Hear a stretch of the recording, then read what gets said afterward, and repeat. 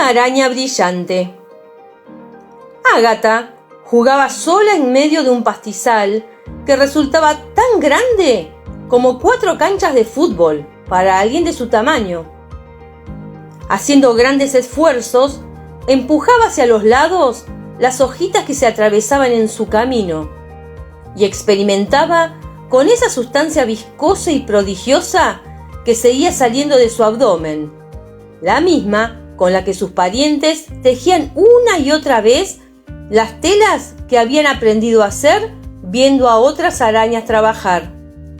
Ágata había recibido muchos regaños en su corta vida, porque se divertía enredando hilos entre el pasto o las ramas bajas de las plantas y comprobando su flexibilidad con una de sus 8 patas, estirándolas hasta sentir que reventaban o colgándoles piedritas de diferentes tamaños para confirmar cuánto peso soportaban.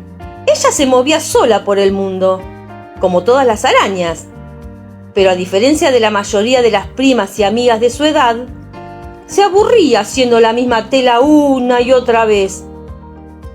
Las arañas mayores de ese pastizal, que estaban convencidas de que en el mundo solo existía su forma particular de hacer telarañas, la miraban con recelo, y alguna se atrevió a pronosticarle una vida llena de dificultades por ser tan curiosa y no controlar esa absurda necesidad de salirse de lo común.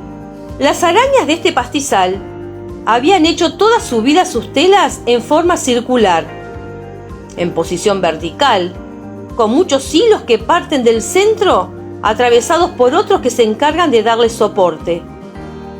Pero Ágata sospechaba que había otras maneras de crearlas, y aunque pasaba buena parte de sus días experimentando, no había logrado crear una que fuera siquiera la mitad de resistente comparada con la de sus tías y abuelas.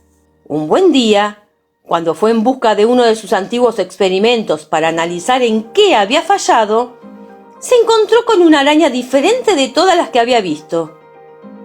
Aterrada y furiosa, quiso abalanzarse sobre ella para defender su territorio. Pero se contuvo cuando vio que esa otra araña, bastante mayor que ella, estiraba con una de sus patas los hilos de su experimento y lanzaba piedritas hacia su centro. Ágata avanzó haciendo ruido con sus patas para dejar claro que ahí estaba. La intrusa giró su cabeza y le preguntó si sabía quiénes habían creado esta interesante tela. Ágata reconoció un poco apenada que gastó un par de días tejiéndola. Entonces, esta araña, venida de lejos, se entusiasmó.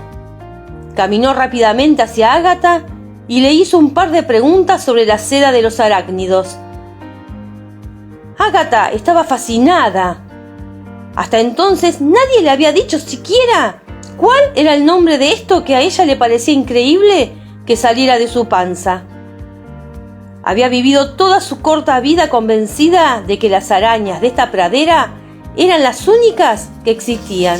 Su nueva amiga le habló durante horas sobre esa gran familia de miles de especies de seres de 8 patas, y cuando ella le pidió que le enseñara un poco de lo que sabía, la araña venida de lejos se mostró complacida. A su lado, aprendió que las telarañas pueden forrar madrigueras, que se pueden tejer en zigzag, en espiral o del centro hacia afuera, que pueden tener forma de embudo o de hoja, que se pueden estirar muchísimo antes de romperse, y que la seda que producen todos sus parientes es uno de los materiales más resistentes de la Tierra. Ágata aprendió de su maestra a usar su propio cuerpo para tomar medidas antes de construir sus telas, a caminar sobre sus creaciones a medida que las iba tejiendo, y a combinar hilos pegajosos con otros que no lo son tanto, para capturar mejor a sus presas. Ágata mejoró el diseño tradicional de las telas de sus parientes, gracias a todo lo que aprendió. Las hizo más resistentes, eficientes y poderosas.